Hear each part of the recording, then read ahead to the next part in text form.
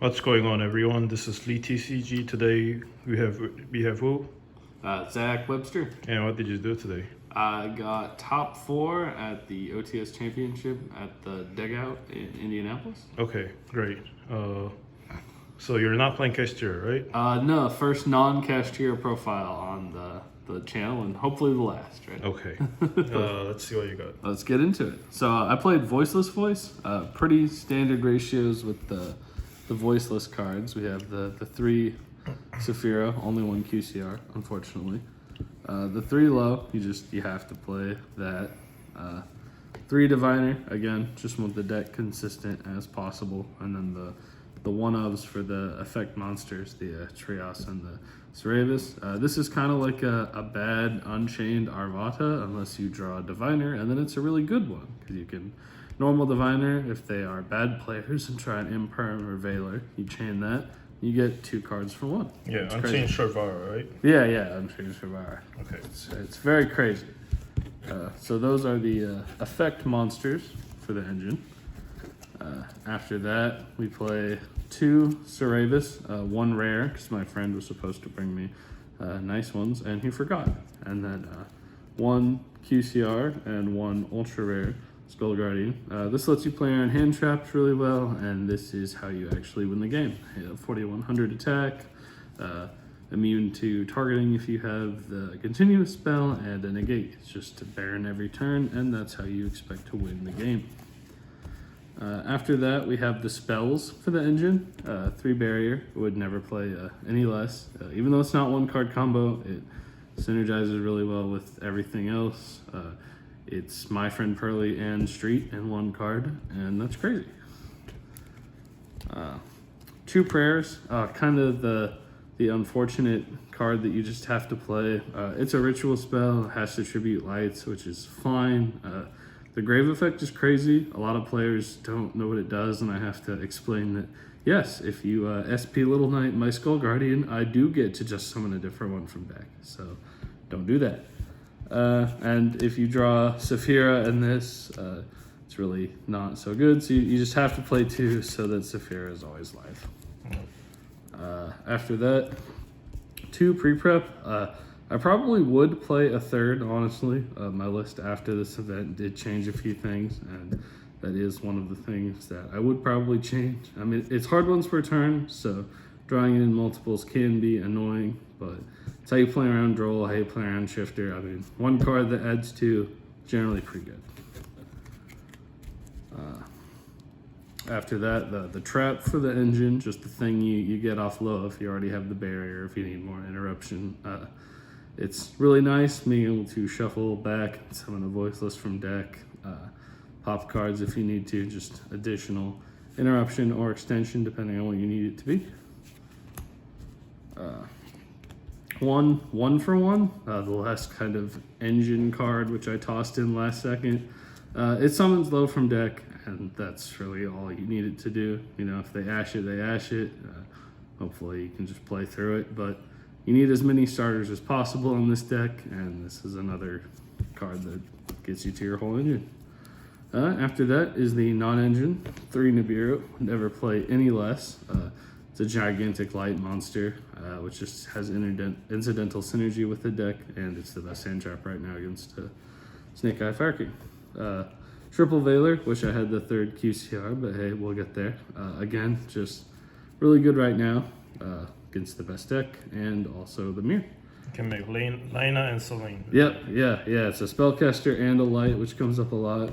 3 Ash, which you know does turn on Hita, but it's the most generic hand trap. I have 3 QCRs, so why not play it? And then the weird one, 2 Mourner, also just pretty good against the Snake Eye matchup, has incidental synergies against others, like if you're up against Kashtira and they shifter you, you can still use this. So it at least does something. And then triple Imperm, probably the best hand trap in the game. It doesn't turn on talents. It does something if it's your 6th card. So it's just nice. That's why QCRs are a lot more expensive than they used to be. And I still need 2 more, but again, we'll get there.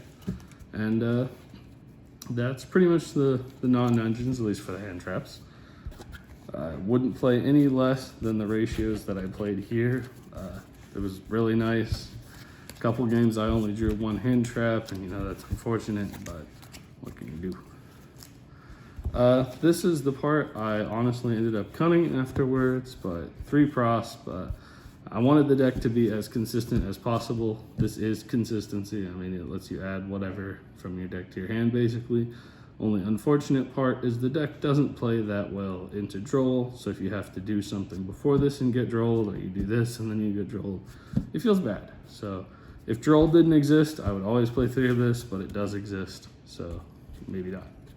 Last card, Called by the Grave. Why do you play it? Decent enough going second against Fire King. I mean, obviously, if they have a full board, it's not going to do enough, but it at least stops some of their grave interaction. And I really don't like getting Drolled, Ashed, Belled, etc. And this hits those. And you don't care about Nibiru at all, so it's fine that this can't hit that. Okay. And that is the main deck. Move on to the extra deck now, which is where I differ a little bit from others. We'll start off with the Link ones, of which I play 3. These 2 are pretty standard in a lot of Voiceless lists. This one's a little weird. It's a fire, and you can make it off of Diviner whenever it gets like Veilered or Impermed, and you still have a way into SP, which came up a lot. So I saw some people saying they used the trap to try to make the Saphira on board plus the negated Diviner to make Excel into Baron, which I get in a best of all worlds, Dreamland. That seems really nice, but I just don't think that's going to come up often enough, as where Almirage I felt was more realistic. 1 SP, it's the best Link 2 legal at the moment, so if you can put it in your extra deck, you should. And it came up a lot. I made it almost every set. 2 Dynamondo, you realistically could get away with 1, but I was playing Prosperity, so it was something that could get banished a lot.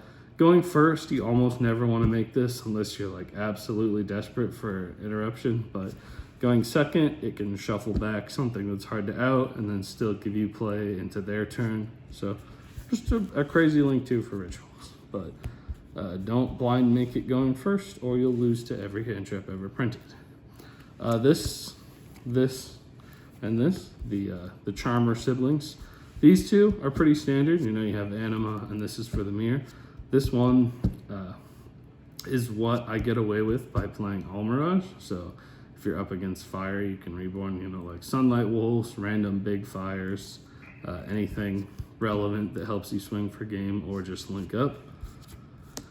And they were all really good. And they can link up into this. If you have Veiler Engrave or another spellcaster you'll see in the side deck, you can reborn that and then link on up into this. If you don't just have 2 Link 2s to make it, and it's a 5300 attacker that just helps wipe out boards. I mean, I don't think I need to explain the access code. It's crazy. So it's unfortunate that you don't have any native spellcasters to the engine, but I still think she was worth it. She came up enough, and worst case, just banished her off pros. The 2 synchros that you play, Herald, you'll never make this, but you'll send it off to Diviner now and then. I think I only ended up having to do that once when I drew Trios, but still, he was worth it as a slot. And then the Chaos Angel probably made that 2 or 3 times throughout the day. If you have just low and the Trios, or either of the level 7 rituals and any level 3 hand trap, you can make this and just start out in boards. It's huge and helps you go for a game. The 1 fusion you play, which is just to send off Diviner, came up a lot going second with Diviner, just outed hand traps, continuous spells, or sorry, not hand traps, floodgates, a summon limit, anti-spell, hard to out, back row kashtira bursts, things like that you just can't let your opponent have or you'll lose. So it's really nice. Won't always come up. And then of course the Tifon. I think if you have the extra deck space for this, you just have to play it. Just in get Yu-Gi-Oh as a game of interaction, and in mucky board states, he can be your one last push that can help you go for game. He's got big attack. A lot of people don't realize that they can't activate 3K guys from anywhere with his effect. So Stop Flame Bridge Grave. yeah, stops up Flame Burge, can't Nibiru under this. It's really nice. Yeah. And that's the extra deck. So it goes side deck. Yep, move on to the side. Lots of more hand traps. These were DD Crow at one point, and just through testing, I felt like DD Crow didn't do enough, and I'd rather have these.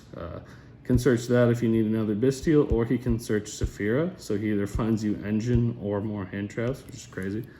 2 Droll, not on a third. It feels okay this format, and maybe room for a third would be nice, but there was never really a time or a matchup where I thought like I need to have Droll or I can't win. So it was just additional hand traps with another name that I thought did enough.